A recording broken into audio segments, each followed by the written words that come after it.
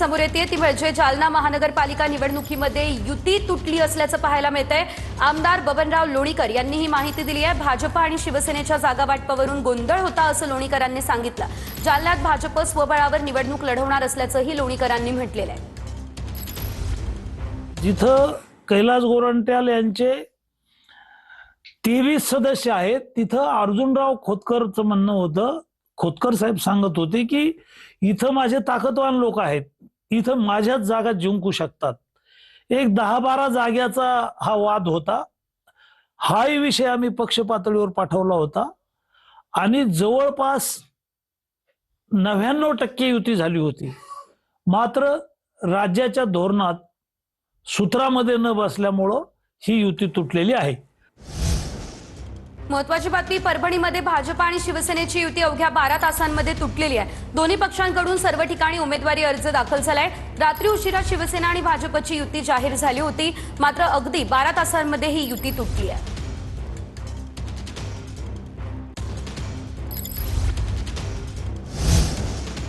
तर लातूर महानगरपालिकेत भाजप आणि राष्ट्रवादी काँग्रेसची युती फिसकटली असल्याचं पाहायला मिळतंय। बातमी मोठी आहे, राष्ट्रवादीनं विद्यमान नगरसेवकांच्या जागा मागितल्या, त्यामुळे ही युती फिसकटली असं संभाजीराव निलंगेकर म्हणाले। आमदार संभाजीराव पाटील निलंगेकर यांनी हा आरोप केला। काँग्रेसच्या बी टीमने युतीमध्ये मिठाचा खडा टाकला असंही निलंगेकर म्हणाले।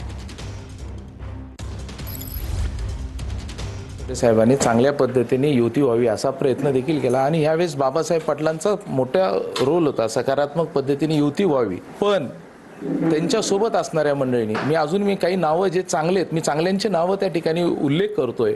मकरंद सावेसारखं नाव होतं की त्यांनी युती व्हावी असा त्यांचा मनातून प्रयत्न होता। 2 पावलं मागं पुढं करण्याची त्यांची मानसिकता होती। पण हे काँग्रेसमधल्या ज्या बी टीमने त्यांनी ह्याच तयारीमध्ये आली होती की युती होऊ नये आणि त्यांना त्याच्यामध्ये यश मिळालं। तर दुसरीकडे तिकडे नागपुरात महाविकास आघाडीमध्ये बिघाडी झालेली आहे। शरद पवारांची राष्ट्रवादी महाविकास आघाडीतून बाहेर पडलेली आहे। जागा वाटपाच्या नावावरती गुंतवून ठेवत आमच्यासोबत गद्दारी झाली असा आरोप शरद पवार यांच्या राष्ट्रवादीचे शहराध्यक्ष दुनेश्वर पेठेंनी केलाय। भाजपला फायदा पोहोचवण्यासाठी काँग्रेसने दगाफटका केला असं दुनेश्वर पेठे म्हणाले।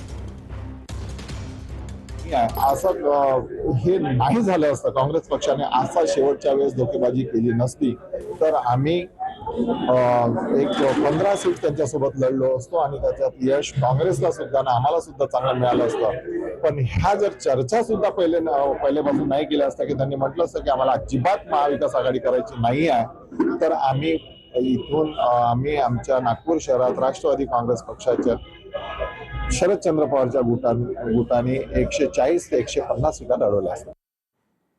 तर जळगाव महानगरपालिका निवडणूक महायुती एकत्र लढणारे अर्ज भरण्याच्या शेवटच्या क्षणी माजी मंत्री गुलाबराव देवकर यांनी ही माहिती दिली। अजित पवारांच्या राष्ट्रवादीला 6 जागा देणार असल्याचं गुलाबराव देवकर हे म्हणाले। शिंदेंची शिवसेना आणि भाजपला उर्वरित जागा दिल्या जाणार असल्याचंही त्यांनी सांगितलं। त्या पद्धतीनं जागा आम्हाला पण मिळालेल्या आहेत, शिवसेनेला मिळालेल्या आहेत, भाजपला मिळालेल्या आहेत। त्यामुळे तिघ पक्षांची आनंदाने युती झाली। राष्ट्रवादी काँग्रेस पक्षाला 6 जागा आम्ही घेतलेल्या आहेत। तर मुंबई पालिका निवडणुकीसाठी भाजप आता ॲक्शन मोडमध्ये असल्याचं दिसतंय। ही माहिती सूत्रांनी दिलेली आहे। बंडखोरांना रोखण्यासाठी भाजपची वेगळी रणनीती असल्याचंही सूत्रांनी सांगितलेलं आहे। मुंबईमधील जिल्हाध्यक्षांकडून बंडखोरांची यादी मागवली जाणार आहे। केंद्रीय संघटन मंत्री शिवप्रकाश यांनी मुंबईच्या नेत्यांसोबत बैठक घेणार असल्याचं सांगितलं। तर एकंदरीत आपण जर पाहिलं तर अर्जाची मुदत संपल्यानंतर मुंबईमधील बंडखोरांचा संपूर्ण आढावा घेतला जाणार आहे। अर्जाची मुदत संपल्यानंतर बंडखोरांचा आढावा घेऊन चर्चा केली जाईल अशी माहिती सूत्रांनी दिलेली आहे। बंडखोरांना रोखण्यासाठी भाजपची वेगळी रणनीती आता असणार आहे। मुंबई महानगरपालिका निवडणुकीसाठी घाटकोपरमधून भाजपकडून राखी जाधव यांना उमेदवारी देण्यात आली। माझ्यासोबत असलेल्या उमेदवारांना तिकीट मिळालं नाही म्हणून पक्ष सोडला असल्याचं राखी जाधव म्हणाल्या। राष्ट्रवादीच्या राजीनाम्यावरती राखी जाधव यांनी ही प्रतिक्रिया आपली दिली आहे। शाहू फुले हा विचार आम्ही कधी सोडू शकत नाही, कारण ते आमच्या अंगवळणी आहे। माझ्यासोबत असणारे माझे सहकारी जे आहेत, ज्यांना येणाऱ्या मुंबई महानगरपालिकेमध्ये निवडणूक लढणं अपेक्षित होतं, तर कुठेतरी त्यांना मी उमेदवारी देऊ शकले नाही। अलायन्समध्ये उमेदवारी त्यांना मेरिट्सवरती मिळणं अपेक्षित होतं, ते देऊ शकले नाही। तर कुठेतरी अध्यक्षपदावर असताना हे मी त्यांना न देऊ शकले, हे मला वाटलं हे माझं अपयश आहे। आणि त्याचबरोबर आज विचारधारा जी आहे, आज भारतीय जनता पक्षाची विचारधारा विचारधारा मी अवलंबली असली तरीही मला सामान्य लोकांचे जे विषय आहेत त्यासाठी ती कामं करण्याच्यासाठी आम्ही या ठिकाणी आग्रही आहोत.